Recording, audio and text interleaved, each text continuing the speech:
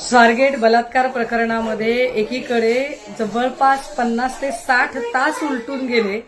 तरी अजूनही बलात्काराचा शोध घेतला जात नाही।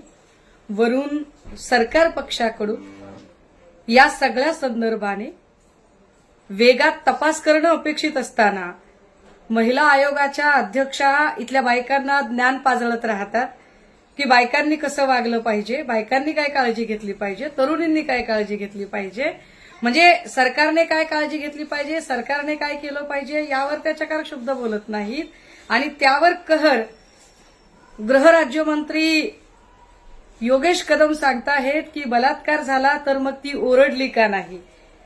तिने आरडाओरडा का केला नाही, प्रतिकार का केला नाही,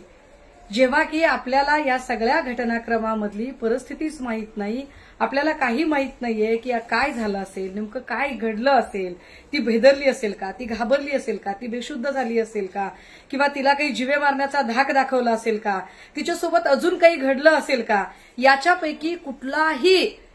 शहानिशा न करता एका सरकार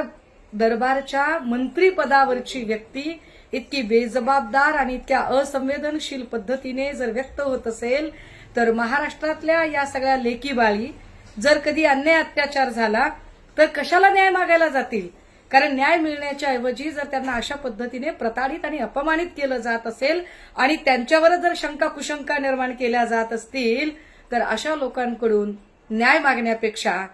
लेकी बाळी जीवाचं बरं वाईट करणं जास्त पसंत करतील। Yogesh Kadamji, get well soon, जरा लवकर बरे व्हा।